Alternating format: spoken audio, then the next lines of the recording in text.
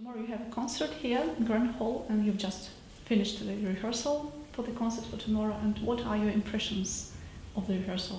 I was here 6 years ago, and I always wanted to come back, so I'm very happy it worked out, because I think it's a very special orchestra. It's, because of its tradition, but you feel there's a spirit which in the West is difficult to find. So it was the first time, yes, you came here 6 years ago. Yeah. And it was Mahler, the Ninth Symphony. And what special memories you have of that concert? Oh, it's long ago. It's what I strongly remember is that the orchestra played even better in the concert, like 20% more. Mm-hmm. As in the rehearsal. And yes, and I always liked that a lot. And also, I remember the public, because it was a wonderful atmosphere in the hall with the public. And also later, I went to Michalovska Park here. I was sitting outside, and people came to me and spoke to me, and it was very nice. What do you think?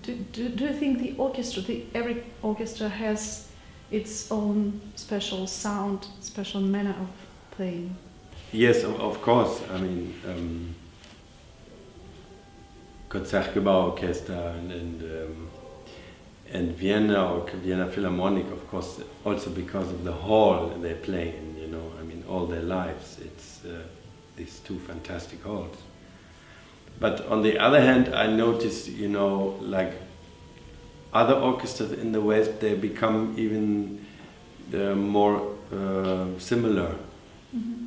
You know, the real, very, very special sound you find only in the East for me. You know, like when I sometimes go to Prague, or yeah, it's about the only place I can say. And then I was also in Moscow, and here in St. Petersburg. It's really a different way of producing the sound here. I like it a lot. Maybe, you know, my father was a musician, yes. Old musician. He studied in the beginning of the 20th century. So I was not trained, but I heard and witnessed so-called old school in music. And very often I find what my father told me, you know, I find more in these orchestras than in the West. It's also maybe could depend on the situation that we have chief conductors for many years. Yeah, maybe also, but it's, you know, it's certain values in music, very simple, but you have always to remember they still know it, I feel. So all the orchestras, it's a quantity of very different, very bright artists. And what do you think is the most important thing to set the contact between you and orchestra? Mravinsky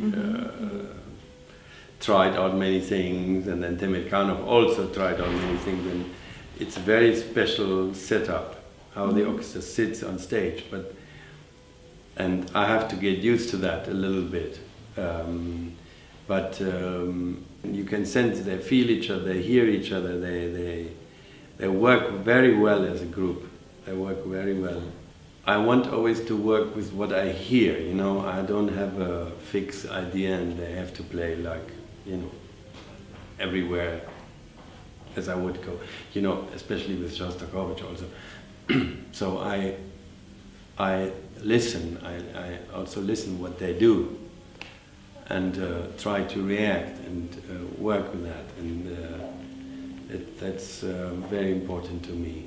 Music is something you communicate a lot, not with words, but with emotions. Yeah, you hear. It's between the words, you know, the communication, and it's sometimes works and sometimes it doesn't. And here, I feel very well. I feel respected. You will play tomorrow the 11th Symphony by Shostakovich. Why is that choice? What was the reason of this choice of the program? I have conducted this symphony many times, and I always liked it a lot because it doesn't have 4 movements. It just goes. It's one big piece. Yeah, it has 4 movements, but it always goes on. Attacca, you know. There's never.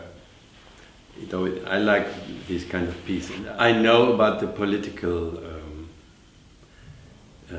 program of the piece. I strongly believe that Shostakovich always needed this a little bit, you know, as a facade to be safe, because he was not. I mean, we know that, but behind that facade, you know, he really composed a fantastic piece of music.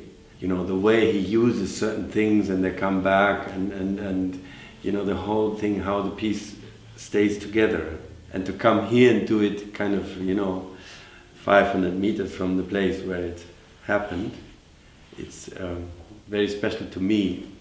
I don't know, you know, one musician told me Shostakovich is Soviet music, not Russian music. I was a bit irritated by that. You know, when I was a student, I thought also Shostakovich is a Soviet composer. I'm not interested at all. And then came this book by Ivan Volkov, and then you knew a little bit more.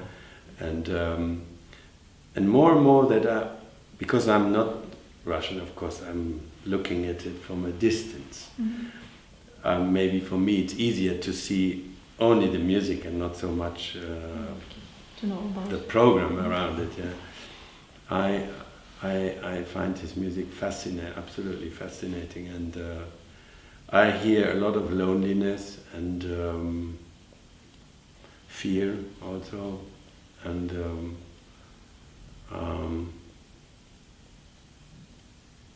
I think he has a very, very human voice for me.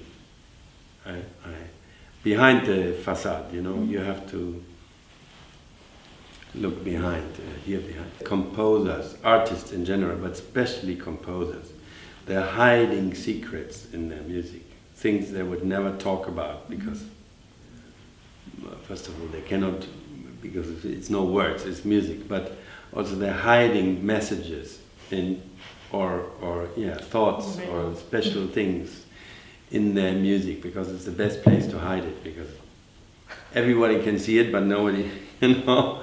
And I think especially in the case of Shostakovich, he feared to be murdered or killed for his music. I mean, can you believe that? For his music, for what he really stood for. And from then on, I think he was always afraid what he would do. And he tried to stay faithful to his artmanship and still survive.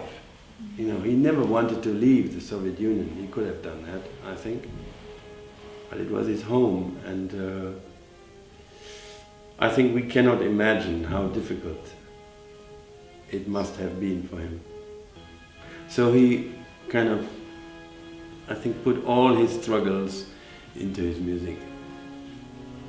And I have great respect for that.